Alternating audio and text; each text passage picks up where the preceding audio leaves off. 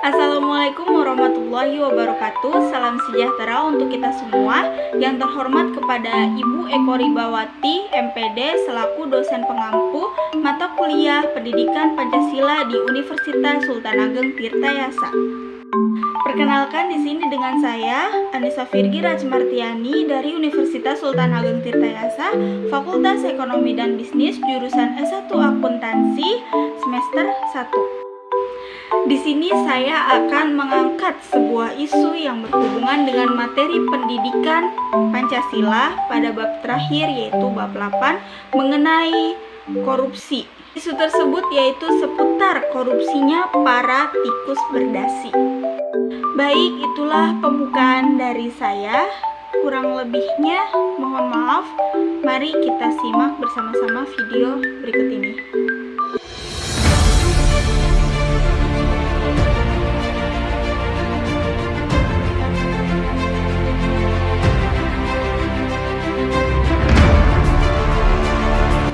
Korupsi, raskah, atau mencuri sama saja semuanya adalah sebuah tindakan publik, baik politis maupun pegawai negeri, serta pihak-pihak lain yang terlibat di dalam tindakan itu. Secara tidak wajar dan tidak legal menyalahgunakan kepercayaan publik yang dikuasakan kepada mereka untuk keuntungan sepihak. Apapun itu, segala bentuk, jenis, dan besarannya suatu korupsi tetaplah tercela karena telah menggarap semua hak-hak yang dimiliki oleh warga. Apalagi di saat situasi penuh bencana di mana-mana seperti saat ini. Sebuah kerakusan yang membuat semua orang normal menggeleng-gelengkan kepala.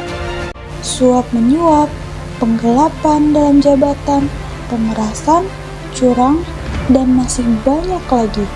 Itulah korupsi pencuri uang rakyat yang berasal dari lembaga negara seperti legislatif, eksekutif, yudikatif, dan lembaga swasta lainnya.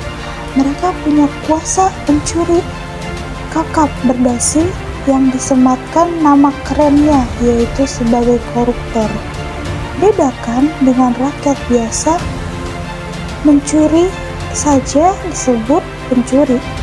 Sebutan koruptor pun merasa keren, sehingga mereka yang tak tangkap pun masih bisa mengumbar senyumnya. Sebut saja pelaku korupsi sebagai pencuri kelas berat yang digolongkan sebagai penjahat luar biasa. Inilah beberapa contoh kasus korupsi yang baru-baru ini terjadi. Seperti korupsi dana BOS sejumlah 254 juta di daerah Sumatera Selatan. Ada juga korupsi insentif nakes berjumlah 400 juta di Kepulauan Riau. Dan ada juga nih, kepala desa di Brebes ditahan karena menilap dana desa sebesar 101 juta. Nah, itulah beberapa contoh kasus korupsi yang ada saat ini. Masih banyak lagi nih beberapa kasus korupsi lainnya yang ada di Indonesia. Gak mungkin disebutkan satu-satu. Monster bertopeng manusia yang mendasarkan hukum formal membolehkan cabut nyawa kepada para pencuri uang rakyat.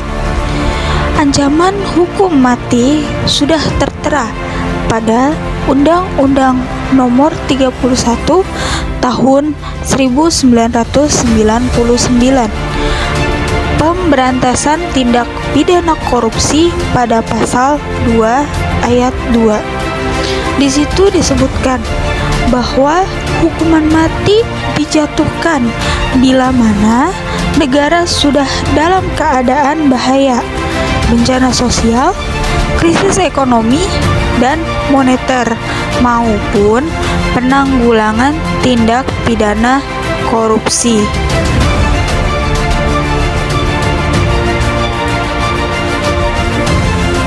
Tapi mengapa sudah 21 tahun lamanya ancaman hukuman mati itu bagaikan mati suri sebagai teks, tidak pernah dipakai di pengadilan?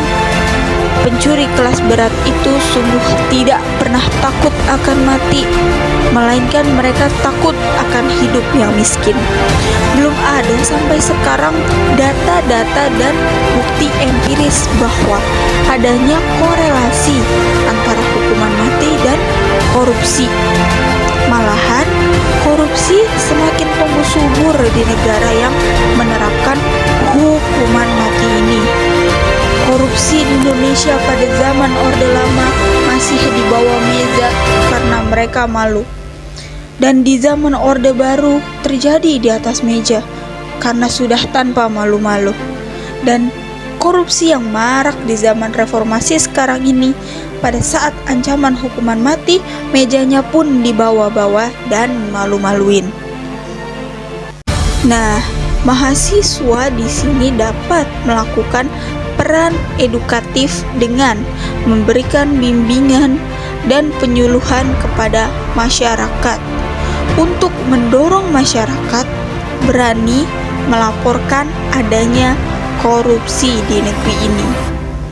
Mahasiswa juga sebagai generasi muda yang memiliki karakteristik intelektualitas, jiwa muda, dan idealisme.